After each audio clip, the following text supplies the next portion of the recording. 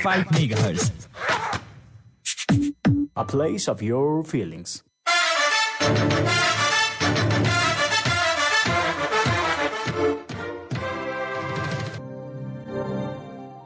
नमस्कार अनि हार्दिक स्वागत छ प्राइम एफएम 104.5 मेगाहर्जको यो समसामयिक कार्यक्रम बिहानी चिन्तनमा म मोतीराम तिमल सिन्हा उपस्थित भइसकेको छु। हरेक दिन फरक विषय र फरक व्यक्तित्वसँग कुराकानी गर्ने क्रममा कार्यक्रम बिहानी चिन्तनमा आज पनि हामी त्यस्तै विषय र त्यस्तै विषयवस्तुमाथि कुराकानी गर्न स्टुडियोमा उपस्थित भइसकेका छौँ।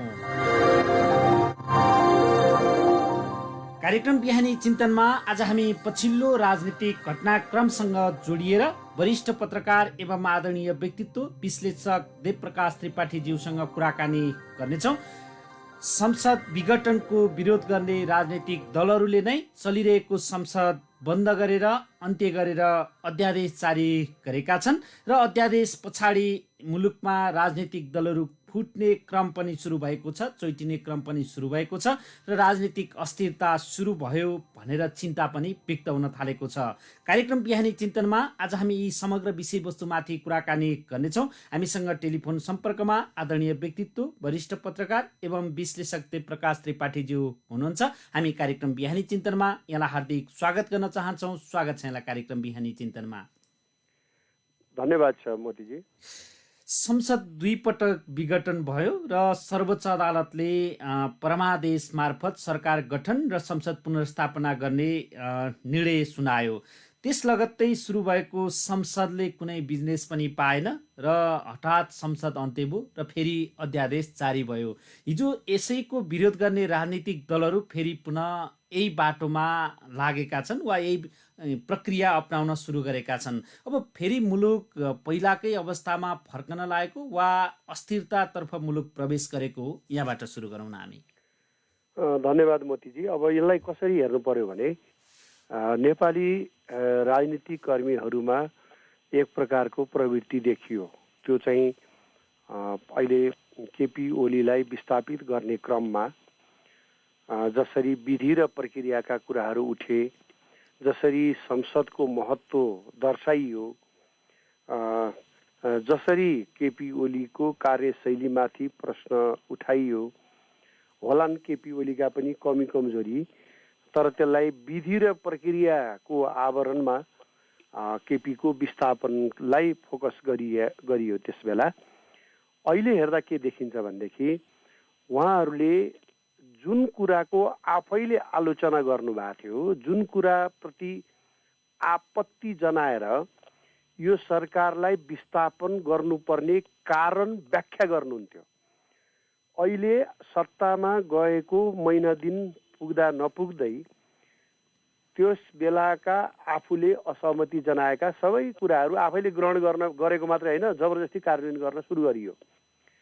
जस्तै तपाईँको अब 1 महिना 1.5 महिना हुन लाग्यो, अब त 1.5 महिनातिर गयो, क्याबिनेटलाई पूर्णता दिन सकेनन्, खोजिएन। दोस्रो कुरा, गत वर्ष केपी ओलीजीले विशेष सन्दर्भमा एउटा यो अध्यादेश ल्याउनु भएको थियो, सम्भवतः यही दल विभाजन सम्बन्धी नै थियो।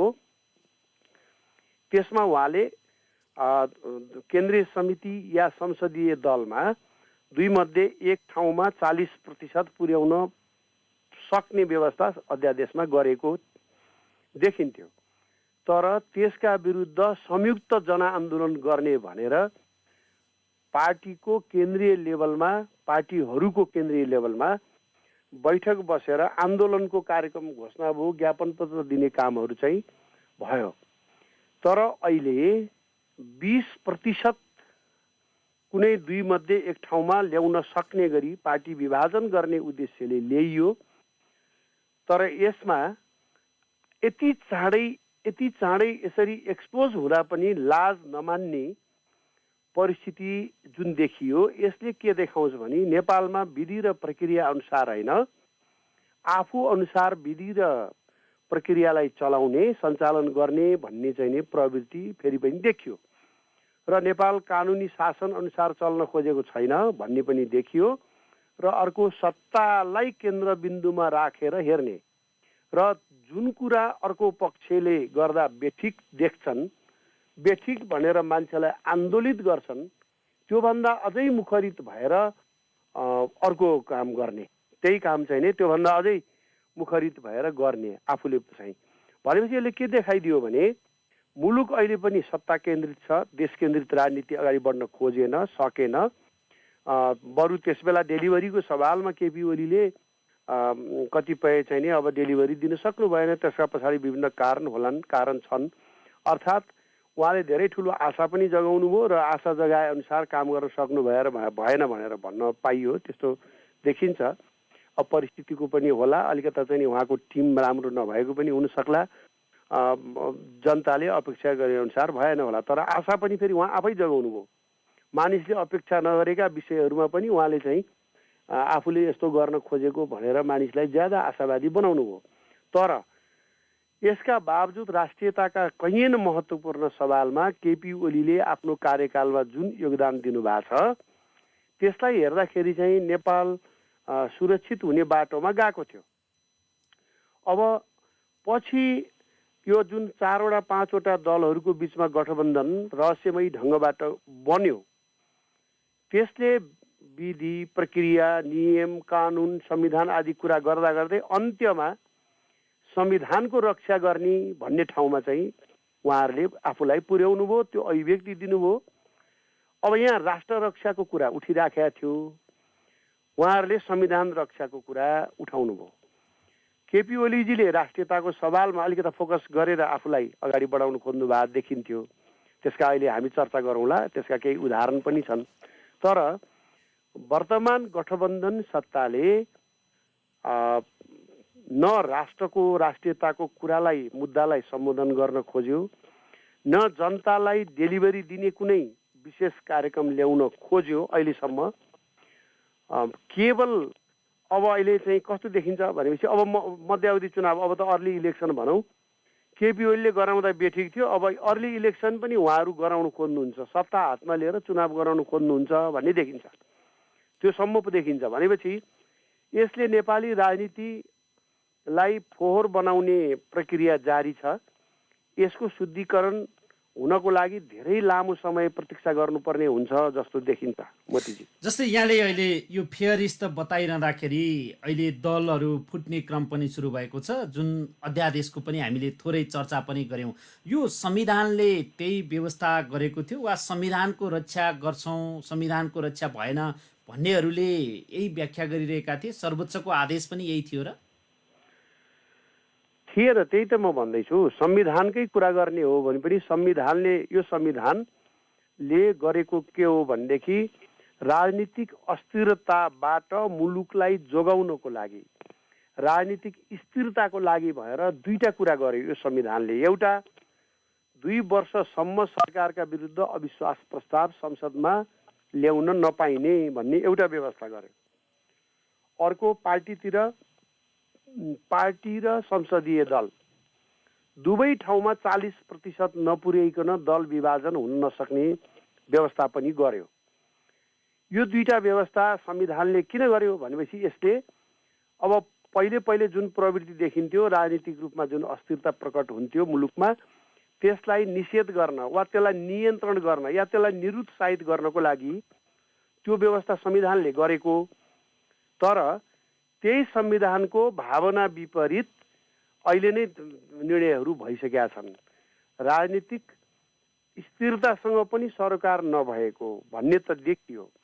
र मैले अघि पनि भने नि, यो अध्यादेश यसपालि जुन ल्याइयो यसको विरुद्ध संयुक्त सङ्घर्ष, संयुक्त जनआन्दोलन गर्ने भन्नेहरूले अहिलेसम्म वास्तवमा लेखेको मसी सुकेको छैन। अहिले पनि चाहिँ सोसल मिडियाहरूमा त्यस बेलाका गतिविधिहरू सबै अहिले पनि प्रकट छन्, घुमिराखेका छ सोसल मिडियामा।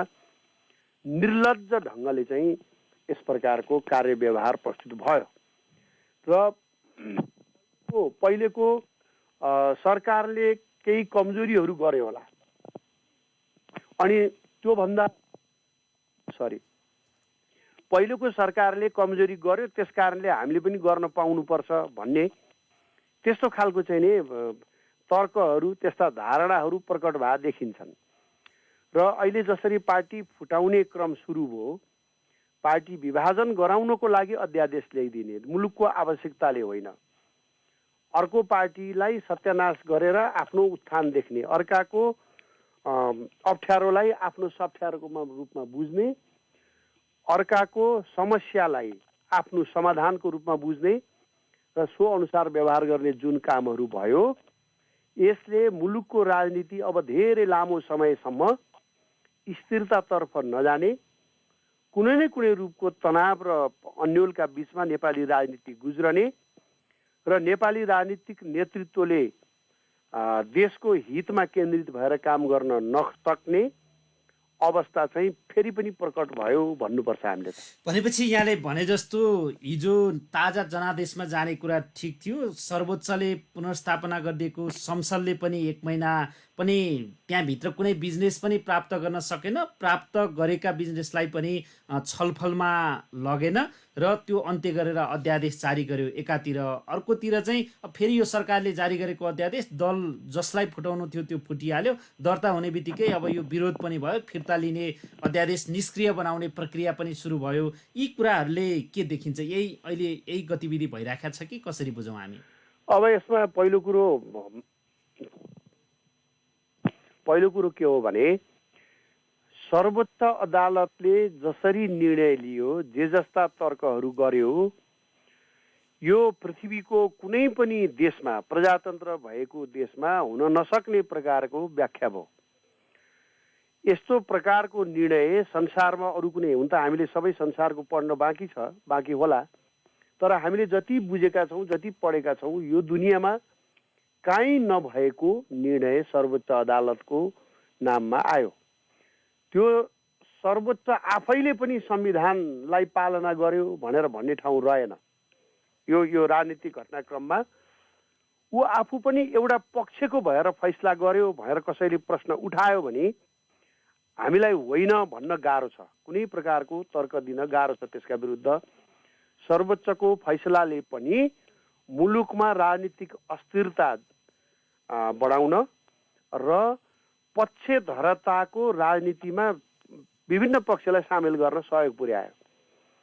त्यही त म भन्दैछु। यसैले यो अहिलेको जुन प्रक्रियाहरू देखिराखेका छ, यसले डेलिभरीको कुरा त फेरि पनि ओझेलमा पर्यो। पिपुलले कस्तो खालको महँगो जीवन बिताउनु परेको छ, कोभिडका कारणले मानिसहरू कसरी सकसपूर्ण अवस्थामा छन्, मानिसहरूको आम्दानी कसरी घटेको छ, कसरी गरिबी अझै दिन प्रतिदिन बढ्दैछ, यसलाई कसरी सम्बोधन गर्ने, मानिसहरू बिरामी हुँदाखेरिमा स्वास्थ्य उपचार गर्न जानुभन्दा मर्नु ठिक छ भनेर घर बस्ने स्थिति बनिसक्यो, रोजगारी छैन, बेरोजगारीको मात्रा झन्झन बढेर गएको छ। यो सम्बोधन कसरी गर्ने? अहिले यो अवस्थामा पनि हजारौँ हजार मानिसहरू दिन प्रतिदिन लाइन लागिरहेका छन् वैदेशिक रोजगारीमा जानलाई। त्यसलाई कसरी निरुत्साहित गर्ने भन्नेतर्फ केही पनि छैन, प्रोग्रामै छैन, सोचै छैन। यस्तो राजनीति केन्द्रित राजनीति भइदियो कि आशा गर्ने ठाउँहरू केही थिए भने पनि अब तिनको पनि मृत्यु सुरु भइसक्यो। आशा गर्ने ठाउँहरूको पनि ढोकाहरू बन्द गरिँदै लगिएको छ। यसले के देखाउँछ भनेदेखि एउटा ठुलो विद्रोहको फेरि पनि बीजारोपण भइरहेको छ, पृष्ठभूमि बनिराखेको छ। कुनै पनि न्युमा, कुनै पनि अवस्थामा, कुनै पनि कारणले, कुनै पनि समयमा चाहिँ मानिसले ठुलै विद्रोह गर्नुपर्ने अवस्था एकातिर यो अहिलेको व्यवहारहरूले देखाइरहेछ भने अर्कोतिर मानिसमा राजनीतिप्रति मात्रै होइन, यो व्यवस्था, यो अहिले हामीले त प्रजातन्त्रै भन्ने गरेका छौँ नि त, होइन के भन्ने गरेका छ अरे, प्रजातन्त्र होइन, के लोकतन्त्र भन्ने गरेका छ। तर यसको पनि बदनामी भयो। संसारमा प्रजातन्त्र, लोकतन्त्र समेत बदनाम हुने देशको रूपमा नेपाल आइराखेका छ। हुन त प्रजातन्त्रको विरुद्ध हिंसात्मक सङ्घर्ष गर्ने र त्यस्तोलाई पनि अरूले आफूलाई प्रजातन्त्रवादी भन्नेहरूले समेत समर्थन गर्ने, सहयोग गर्ने, सम्झौता गर्ने, सत्ता दिने काम त गरे हो। तर प्रजातन्त्र, लोकतन्त्र पनि बदनाम हुने काम चाहिँ किन भइरहेछ भनेपछि राजनीतिक क्षेत्रको नेतृत्वदायी भूमिकामा रहेका मानिसहरूको कार्य व्यवहार, कार्यशैली, सोचको स्तरले लोकतन्त्र समेत बदनाम भयो। अब यो लोकतन्त्र पनि बदनाम हुँदा यसप्रतिको अनास्था घट्दाखेरि हुने के हो त भनेपछि यसले कुनै न कुनै रूपमा अप्रत्याशित घटना निम्त्याउने त्यो नै देखिन्छ र त्यसको पृष्ठभूमि बनिराखेको छ मोतीजी। जस्तै अहिले हामीले यहाँले भने जस्तो पक्कै पनि हो, हिजो जसरी ताजा जनादेशमा जाने भनेर संसद विघटन गरिएको थियो, अहिले त्यो क्रम पनि यहाँले भने जस्तो पुष्टि हुँदै हुँदैछ, बरु त्यतैतिर ठिक थियो कि मुलुक जाने कुरा भनेर नागरिकहरूले बुझ्न थियो कि होइन मोतीजी। कुरा के हो भनेदेखि सरकार चल्न नसकेपछि, प्रधानमन्त्रीले काम गर्न असहजता महसुस गरेपछि, विभिन्न कारणले चाहिँ नै आफूले चाहेका योजना कार्यान्वयन गर्ने अवस्था नबनेपछि सरकारको स्थायित्वको लागि र राम्रो कजको लागि बरु ताजा जनादेशमा जाने कुरा चाहिँ ठिक मानिन्छ। प्रजातन्त्रमा ताजा जनादेशमा जाने कुरो नाजायज चाहिँ बिरलै हुने गर्छ। अब अहिले त के हो भने केपी ओलीजीले गराउन खोजेको चुनाव चाहिँ नाजायज थियो, केपी ओलीले गरेको संसद विघटन चाहिँ नाजायज थियो। अब त्यो हामीले गर्न पाउनुपर्छ, हामीले गरेको चाहिँ जायज हुनुपर्छ भन्ने मान्यता देखिन्छ। उहाँहरूले चुनावी सरकारको नेतृत्व आफूले गर्न खोजेको मात्रै रहेछ भन्ने कुरा चाहिँ अहिले आएर पुष्टि हुँदै गएको छ। तर यहाँले भने जस्तो अब के फेरि नजिकै चुनावको तयारी भइराखेको छ र भित्रभित्रै चुनावको तयारी त अब त्यसै पनि हुने नै भयो, किनभने अब स्थानीय चुनाव चाहिँ सम्भवतः आउने फागुनमा गर्नुपर्ने हुन्छ। क्या अरे हुन त संविधान अनुसार हो, त्यो संविधान अनुसार चल्नुपर्छ भन्ने मान्यता त देखिँदैन। तर पनि अब संविधान अनुसार हेर्ने हो भने फागुनमा स्थानीय चुनाव गराउनु पर्ने हुन्छ। त्यसपछि अब करिब 14 महिना 15 महिनाभित्र संसदीय चुनावै गराउनु पर्ने हुन्छ भनेपछि अब चुनावी वातावरण त एक प्रकारले सुरु भयो। तर यो चाहिँ के देखियो भने कुनै पनि हालतमा फलानुको नेतृत्वमा चाहिँ चुनाव हुनु हुँदैन भन्ने मनसायले मात्रै एकजुट भएर यो परिस्थिति निर्माण गरिएको हो भन्ने देखिन्छ।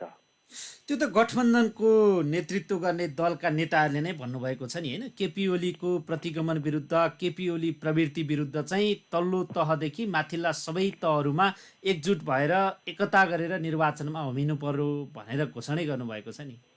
हो, अब प्रतिगमन भनेर चाहिँ नि सर्वसाधारण नेपाली जनताले चाहिँ नबुझ्ने शब्दहरू ल्याएर अनेक ढङ्गले व्याख्या गरेर मानिसलाई आन्दोलित गर्ने, तनावमय वातावरण बनाउने काम चाहिँ भयो हिजोदेखि नै। अब प्रतिगमन अग्रगमनको कुरा त के थियो, के हो भने हाम्रो सार्वभौम सत्ता बलियो बनाउने कुरा अग्रगमन हो, सार्वभौम सत्ता कमजोर बनाउने कुरा प्रतिगमन हो।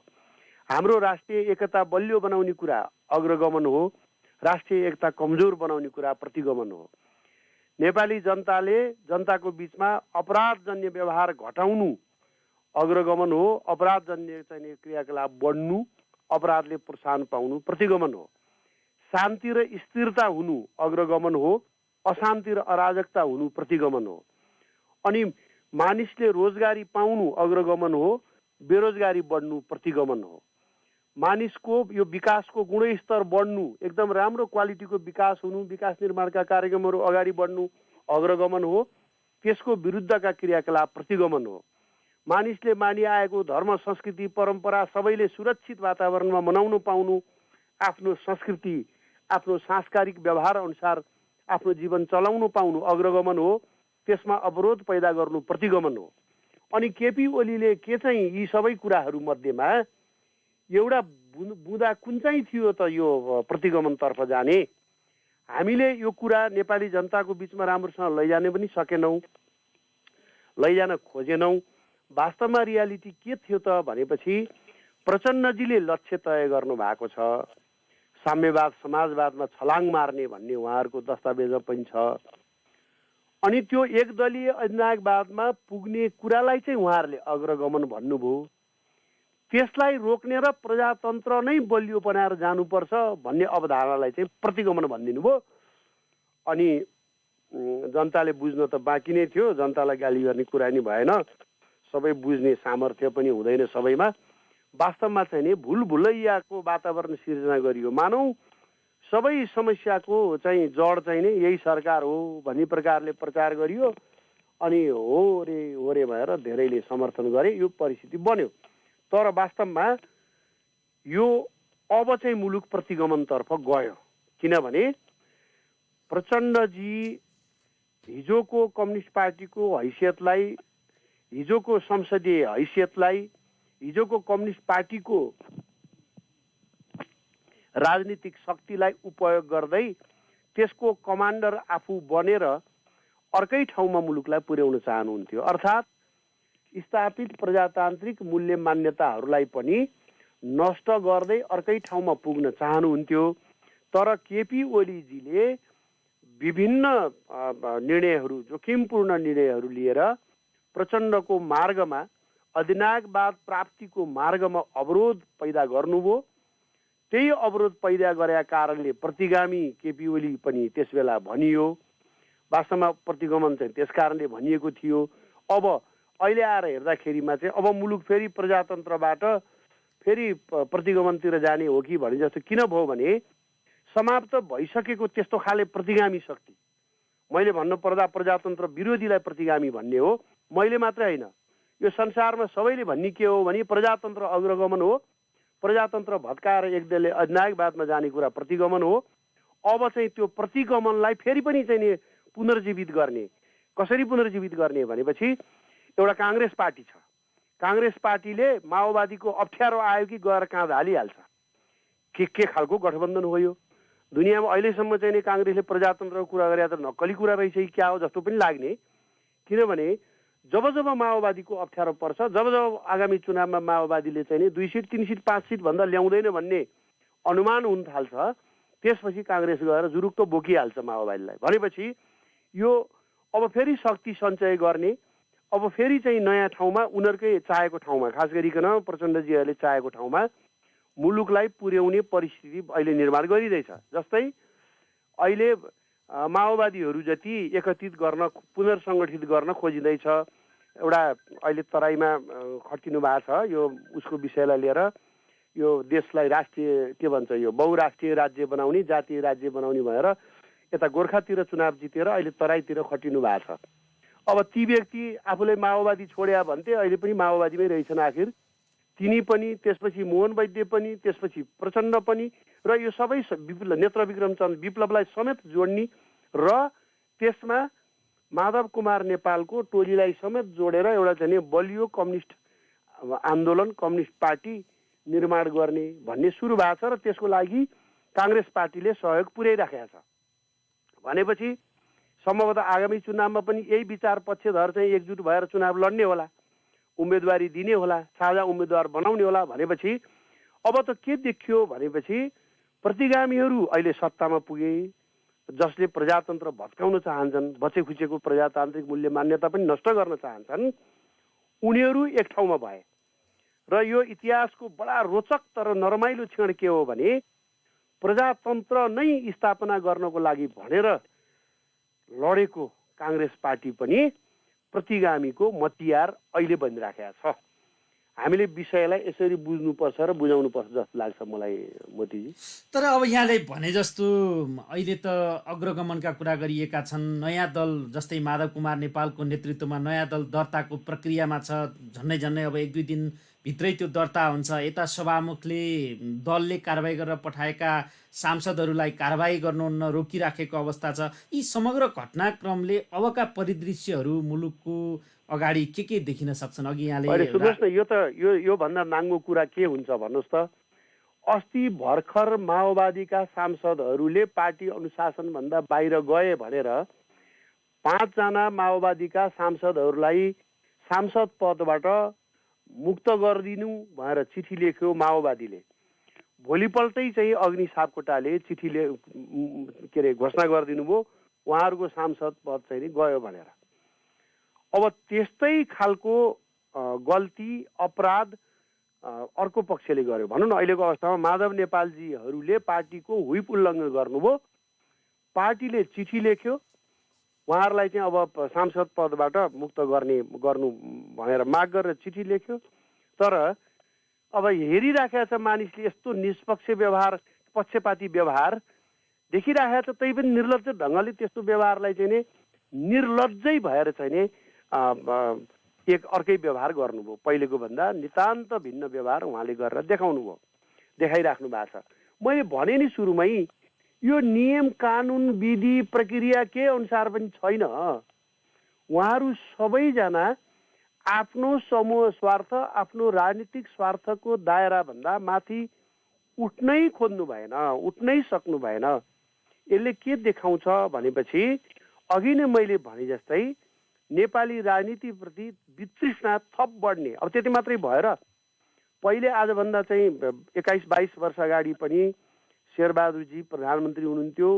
आफ्नो पक्षको अनुकूलताको लागि सांसदहरूलाई लुकाउने, थुन्ने, भेडा बाख्रा जस्तै एक ठाउँमा लगेर राख्ने, पाल्ने, त्यसपछि अनि भेडा बाख्रा जस्तै खुर्र दौडाएर ल्याएर चाहिँ आफूले चाहेको ठाउँमा भोट हाल्ने या नहाल्ने व्यवस्था गराउने, त्यो सब कामहरू त्यस बेला हुन्थ्यो।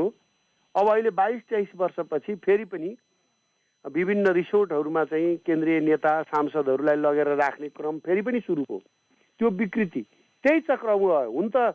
यो विकृति यो विषय मात्रै होइन मोतीजी। कुरा के भयो भने आजभन्दा 25-26 वर्ष अगाडि पनि पार्टीभित्रको अन्तर्द्वन्द्वका कारणले, पार्टीभित्रकै नेताहरूको असहयोगको कारणले, पार्टीभित्रको नेताहरूको असहयोग मात्र नभइकन विद्रोहका कारणले बहुमतको सरकार गुमेको थियो त्यस बेला पनि। र अहिले पनि पार्टीभित्रैबाट विद्रोह गराएर सरकार चाहिँ विस्थापित गर्ने काम भयो। रिपिटेसन भइराखेको छ। पात्रहरू फेरिए तर प्रवृत्ति फेरिएन। परिस्थिति अलिकता बदलियो, नयाँ ढङ्गले चाहिँ गरियो, तर विषयहरू नयाँ ढङ्ग जस्तो देखियो, तर प्रवृत्ति एउटै देखियो। उहाँहरू चाहिँ एकै प्रकारले चाहिँ एउटै चक्रमा राजनीतिलाई घुमाइराख्न उद्धत देखिनुभयो। मुलुकको विषयलाई लिएर, जनताको समस्यालाई लिएर राजनीति छलफल बहस गर्ने, त्यस्ता विषयहरूमा केन्द्रित रहने प्रयास देखिएन। त्यस्तो एउटा सुसंस्कार बसाउने प्रयास भएन। बरु पहिलेको बस्न खोजेको संस्कारलाई पनि अझै गलत दिशातिर लैजाने, त्यसलाई पनि भत्काउने प्रयासहरू भयो। यो कुराहरू गरिरहँदा आम मानिसमा एउटा निराशाको कुरा मात्रै गर्यो भन्ने हुनसक्छ। तर तथ्य सत्य कुरा के हो भनेपछि अहिलेको अवस्था आशा गर्नुपर्ने, आशा गर्न मिल्ने, आशा गर्न हुने होइन। जबसम्म एउटा किसानको समस्यालाई लिएर केन्द्रीय राजनीतिमा छलफल सुरु हुँदैन।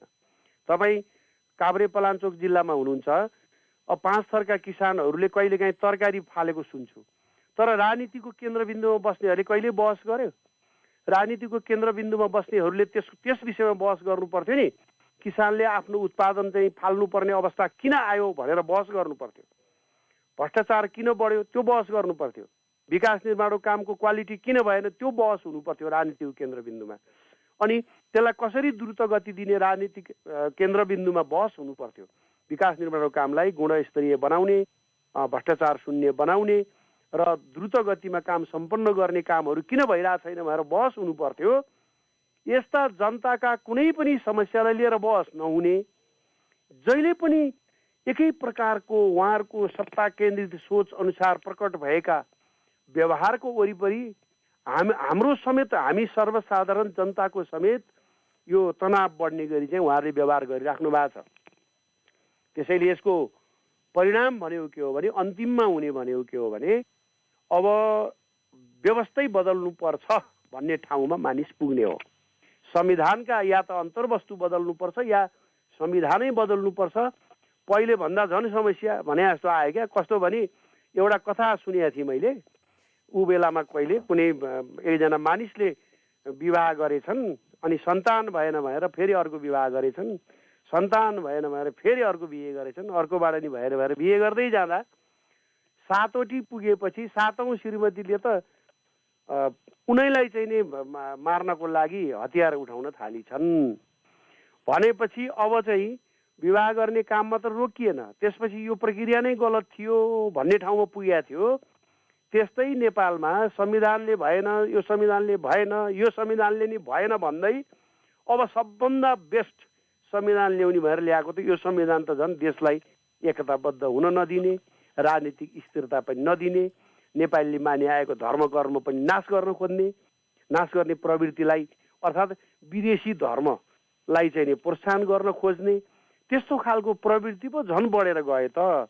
त्यसैले जनताले थाहा पाएका दिन यो संविधानका प्रावधानहरू बदल्नुपर्छ या यो संविधानै बदल्नुपर्छ भन्ने ठाउँमा पुग्ने परिस्थिति बन्यो। अब चाहिँ अहिले अब यहाँले भने जस्तो यी घटनाक्रमहरूले अबका केही दिनहरू वा अबको राजनीति कतातर्फ मोडिएला बताइदिनुहोस् न, के सम्भावना छ? अब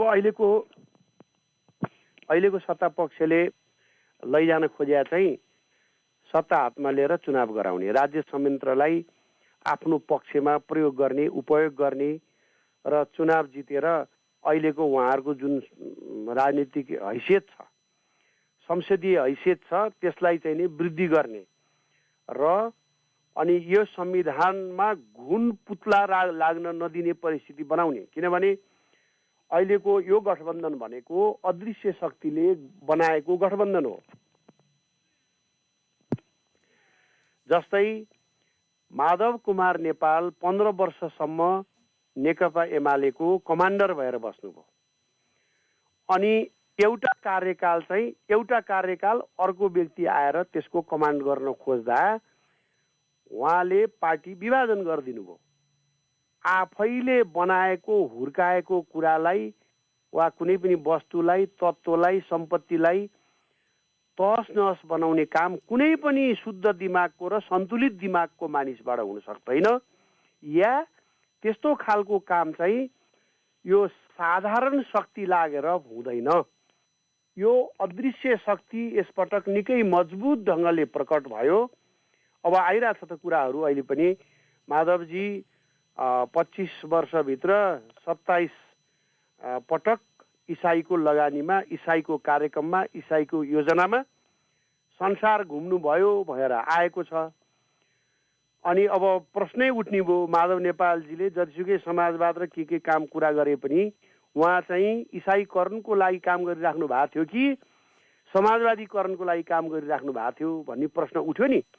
हो त्यस्तै अब हामीले चिनिराखेका, तपाईँलाई अझ प्रकट भएर म जस्तै सर्वसाधारण जनताले बुझ्ने गरी भनौँ भने शेरबहादुर देउबाजीहरू पनि पहिल्यैदेखि पश्चिमा निकट भएर चिनिने, सरकारको सबभन्दा बढी मुखरित भएर प्रकट हुने के नाम हाम्रो एकजना युवा काङ्ग्रेसको यो बाख्रा साख्रा पाल्न ऋण लिएर हराएको भन्ने के नाम थियो? गगन थापा। यी गगन थापाहरू जसरी उफ्री पाफ्री गरिराखेका थिए यो खालको गठबन्धन बनाउनको लागि, उहाँहरू पनि पश्चिमा निकट भनेरै चिनिने हो। त्यसपछि अरू पार्टीका पनि हेर्नुभयो भने यो माओवादी शक्ति भनेको चाहिँ हेर्दा मात्रै क्रान्तिकारी जस्तो हो क्या। एजेन्डा चाहिँ पश्चिमकै एजेन्डा ल्याएर नेपाललाई कमजोर बनाउने उद्देश्यले नै क्रियाशील पार्टी हो। अब त्यो पार्टीमा पनि पश्चिमी प्रभाव छैन भन्यो भनेदेखि यो चाहिँ नेपाली राजनीतिलाई बुझ्न समस्या छ भनेर ठान्नुपर्ने हुन्छ। अब त्यो पनि पश्चिमकै शक्ति। अहिले मधेस तराईमा खटिएका चाहिँ जुन पक्ष छन्, अहिले संस्थापन बन्न खोजेको, उनीहरूलाई पनि हामीले बुझ्दा पश्चिमाकै शक्ति हो, यिनीहरू पनि पश्चिमाकै एजेन्डा बोकेर हिँड्ने हो भन्ने देखिन्थ्यो। भनेपछि भयो के त भनेपछि जब केपी ओलीजीको भारतसँगको सम्बन्ध एकदम बिग्रिएको थियो त्यो बेलासम्म पश्चिमाहरू चुप लागेर बसे। जब केपी ओलीजीले भारतसँग पनि चीनसँग जस्तै सुमधुर सम्बन्ध बनाउने प्रक्रिया सुरु गर्नुभयो, त्यसपछि पश्चिमाहरूले इसाई धर्मीहरू, इसाई मैत्री व्यक्तिहरू, इसाई मैत्री नेताहरू, पश्चिमी एजेन्डा बोक्न सहजै तयार हुनेहरू जतिलाई एक ठाउँमा ल्याएर राखिदिया हो। यो कुरा हामीले बुझ्न जरुरी छ कि उहाँहरूको एजेन्डा अनुसार संविधान बन्या हो, पश्चिमाकै एजेन्डा अनुसारको संविधान हो। यो संविधानलाई जस्ताको तस्तै जोगाउनको लागि एकचोटि फेरि पश्चिमाहरूले खेले र अहिले चाहिँ उहाँहरूको सफलताको बेला हो। यसले के देखाउँछ भने अब पश्चिमाले जब यसो गर्छ भने अरू शक्ति पनि त मौन नबस्न सक्छ। अरू शक्तिले पनि त नेपालमा आफ्नो विजय हुने, आफ्नो अनुकूल परिस्थिति हुने अवस्था बनाउन खोज्न सक्छ। त्यसले के गर्ने भयो भनेपछि अन्तर्राष्ट्रिय चलखेल पनि अझै बढेर जाने सम्भावना पनि देखायो। नेपाली जनता अझै निरीह हुँदै जानुपर्ने, निर्णायक हुनुपर्नेमा निरीह हुँदै जाने परिस्थिति पनि अहिले बन्दैछ भनेर बुझौँ मोतीजी। भनेपछि हरेक सत्ता परिवर्तनमा छिमेकी देश भारतको प्रभाव छ, भारतले चाह्यो भने सत्ता परिवर्तन हुन्छ भन्ने कुरा चाहिँ अहिले अलि फरक भएको हो, यसलाई यसरी बुझौँ? त्यो एकचोटि रिपिट गर्नुहोस् त तपाईँको कुरा के अरे? नेपालका सत्ता सरकारहरू परिवर्तन हुने बेला चाहिँ छिमेकी देश भारतले चाहे अनुसारको मात्रै सरकार बन्छ वा उसले चाहँदा मात्रै हुन्छ भन्ने बुझाइ वा विश्लेषण हुने कुरा चाहिँ अहिले अलि फरक भएको हो। अहिले होइन, यो चाहिँ हामीले यसलाई सूक्ष्म रूपमा अध्ययन गरिराखेका हुन्छौँ। यो कहिलेदेखि हो भनेदेखि जब 2065 साल जेठ 15 गते गणतन्त्र घोषणा गर्ने दिनसम्म चाहिँ पश्चिमाको र भारतको फरक फरक दृष्टिकोण छ, लक्ष्य छ नेपालमा भन्ने देखिँदैन थियो। त्यो गणतन्त्रको घोषणाभन्दा यता चाहिँ दुईटा पक्षको फरक फरक धारणाहरू देखिन्छ। त्यसैले अहिलेसम्म पनि त्यो अन्तर्द्वन्द्वबाटै मुलुक गुज्रिराखेका छ। पश्चिमाहरू नेपाललाई अलि बढी नै कमजोर बनाउन चाहन्छन्, किन हो कुनै लिनुपर्ने भन्दा अलि बढी नै रुचि ल्याछन्। अझ हामीले अलि अगाडि बढेर भनौँ भने चीनलाई टार्गेट गरेर नेपाली भूमिलाई उपयोग गर्ने उद्देश्यबाट पश्चिमा प्रेरित देखिन्छन्। किनभने उहाँहरूको यहाँ उपस्थिति, यहाँ उहाँहरूको चाहिँ राजदूतावासको साइजहरू, उहाँहरूको क्रियाकलाप, काम गर्ने शैली तपाईँ हेर्नुभयो भने अहिले नै तपाईँलाई म अलिकता अझै प्रश्न भनौँ, अझै हामी जस्तै जनसाधारणले बुझ्ने गरी भनौँ, नेपालमा भएका ठुला लगानीका मिडियामध्ये 99% पश्चिमाको एजेन्डा बोक्छन्। अब लगानी गरेर बोक्छन् कि लगानी नगरिकन त्यो हेर्नुहोस् है। अनि तपाईँ न्यायपालिकाहरूमा हेर्नुभयो भनेदेखि तपाईँ त्यस्तै अवस्था पाउनुहुन्छ। त्यसपछि अन्य संवेदनशील सुरक्षा निकायहरूमा पनि हेर्नुभयो भनेदेखि देशको भन्दा युएन मिसनमा जाने कुरा, राष्ट्रिय मुद्दाहरूले भन्दा युएन मिसनमा जाने मुद्दाले प्रायोरिटी पाउने गर्छ। कति नेपाली राष्ट्रियताको लागि, नेपाली जनताको लागि, नेपालको लागि कति चाहिँ संवेदनशील भएर काम गरेका छ त भन्ने ठाउँमा त्यस्ता संवेदनशील सुरक्षा निकायहरू पनि देखिन्छन्। त्यसपछि तपाईँको मानवाधिकार कर्मी भन्नुहोस् या अरू कर्मी भन्नुहोस्, एनजिओ व्यवसायी भन्नुहोस्, यी सबैमा पश्चिमा हावी छ। हामीले बाहिरबाट हेर्दा नजिकबाट चिन्ने हुनाले भारतले गराइरह होला जस्तो लाग्ने, तर भित्री रूपमा यसको चाहिँ राजनीतिमा अंश अंशमा प्रवेश गर्नुभयो भने धेरै कुराहरू नेपालीहरूलाई नै प्रयोग गरेर बुख्याचाप बनाएर काम गरिराखेका देखिन्छ पश्चिमाले।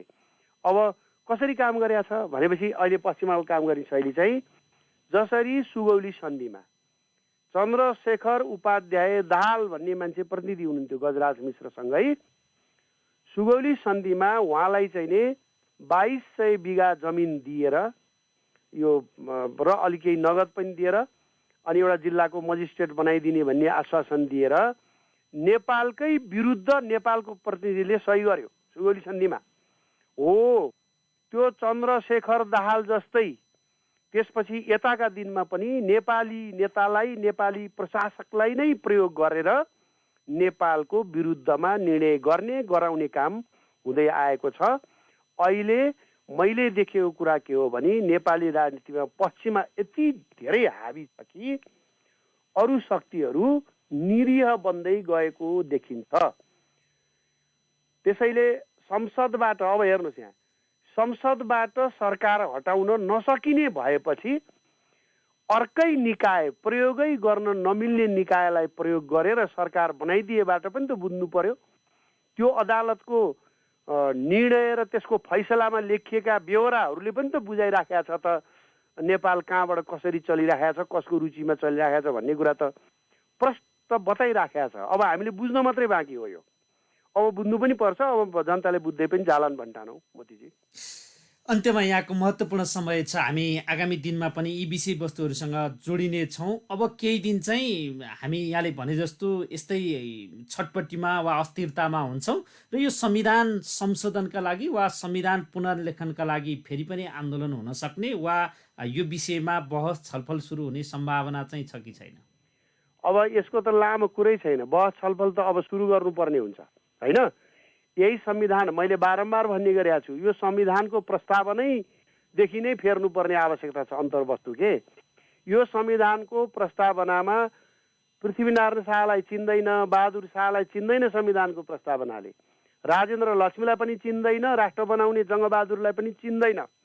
तर चिन्छ कसलाई भने फलानु चिलानु मान्छेहरू जसलाई प्रधानमन्त्री बन्न मन लागेर मान्छेको गर्दन काट्ने अभियान चलाएको थिए, उनीहरूलाई प्रधानमन्त्री बनाउने क्रममा घाइते भएका मरेका मानिसहरूलाई चाहिँ यो संविधानको प्रस्तावनाले चिन्छ। यस्तो संविधान संसारमा दुनियाँमा कहीँ हुन्छ यस्तो प्रस्तावना? देश बनाउनेलाई नचिन्ने, कसलाई हो प्रधानमन्त्री बनाउनेहरूलाई चाहिँ चिन्ने संविधान पनि जोगिन्छ। त्यसैले अहिलेको परिस्थिति के हो भने यो संविधानको यही रूपको यिनै अन्तर्वस्तु सहितको संविधान र यो देश सँगसँगै जान सक्दैन। त्यसैले अब यही रूपको नबदलिएको यही अहिलेकै अवस्थाको संविधान यथावत राख्ने र अगाडि जाने भने चाहिँ हामीले शान्ति, स्थिरता र विकासको सम्भावना रहँदैन। यो संविधानले यो तीनटा कुराको बाटो छेक्छ। अब त अभ्यासमा पनि देखिसक्यो, 6 वर्ष भइसक्यो। 6 वर्षमा झन्डै 2/3 बहुमत ल्याउँदाखेरि पनि सरकार नबन्ने, नचल्ने, स्थिरता नहुने त देखाइदियो त। विकास र समृद्धिको बहस गर्नै नपाउने, गर्ने बित्तिकै त्यसका विरुद्ध जाय लाग्ने अवस्था पनि देखियो त। भने अब व्यवहार त के भयो भनेपछि नेपालले खर्चले पनि धान्न नसक्ने, नेपाली मनमुटुले पनि बेहोर्न नसक्ने प्रकारको अन्तर्वस्तु भएको यो संविधानका बारेमा अब बहस हुन ढिला भइसक्यो। जति ढिला गर्यो त्यति राष्ट्रको समय बर्बाद हुन्छ र यही संविधान जस्ता तस्तै जोगाउने भनियो भने नेपालको अहिलेको नक्सा हामी लामो समयसम्म जोगाउन सक्दैनौँ। यही हो मेरो कुरा। यहाँलाई विशेष धन्यवाद र आभार व्यक्त गर्न चाहन्छौँ। महत्त्वपूर्ण विषय, महत्त्वपूर्ण समय र महत्त्वपूर्ण अवसरमा हामीलाई यो विचार राख्ने अवसर प्रदान गरिदिनु भयो। प्राइम एफएम 104.5 मेगाहर्जको समसामयिक कार्यक्रम बिहानी चिन्तन मार्फत हामी यहाँलाई विशेष धन्यवाद र आभार व्यक्त गर्न चाहन्छौँ। धन्यवाद छ मोतीजी, मलाई पनि आफूले देखेको कुराहरू राख्ने मौका दिनुभयो। यहाँलाई धेरै धेरै धन्यवाद छ। यहाँको उन्नति प्रगति होस्, शुभकामना। उहाँ हुनुहुन्थ्यो वरिष्ठ पत्रकार एवं विश्लेषक आदरणीय व्यक्तित्व देवप्रकाश त्रिपाठीज्यू। कार्यक्रम बिहानी चिन्तनमा हामीले मुलुकको पछिल्लो राजनीतिक घटनाक्रमसँग जोडिएर बहस गऱ्यौँ, विश्लेषण गऱ्यौँ। विशेष गरी अहिले हिजो विगतमा 2 पटक विघटन भएको प्रतिनिधि सभाले ताजा जनादेशमा जाने कुरा गर्दा प्रतिगमन भयो भन्ने राजनीतिक दलहरूले गठन गरेको सरकार र सरकार सँगसँगै पुनर्स्थापित भएको प्रतिनिधि सभा सञ्चालन हुँदाहुँदै, संसद सञ्चालन हुँदाहुँदै हठात अन्त्य गरेर जारी भएको अध्यादेश र अध्यादेशपछि जारी अहिलेका विभिन्न बहस, छलफल र राजनीतिक दलहरू बीचको फुट वा राजनीतिक दलहरू बीचको द्वन्द्व, अस्थिरताका सन्दर्भसँग जोडिएर कुराकानी गऱ्यौँ। कार्यक्रम बिहानी चिन्तनलाई विभिन्न माध्यमबाट हेरिदिनुहुने, सुनिदिनुहुने र विभिन्न माध्यमबाट प्रतिक्रिया व्यक्त गरिदिनुहुने सम्पूर्ण श्रोता मित्रहरूलाई हामी हार्दिक धन्यवाद र आभार व्यक्त गर्न चाहन्छौँ। प्रविधिमा साथ दिने अनिशलाई धन्यवाद दिँदै कार्यक्रम बिहानी चिन्तनबाट म मोतीराम तिमल सिन्हा बिदा चाहन्छु। नमस्कार। 5, 6, 7, 8. This is Prime FM.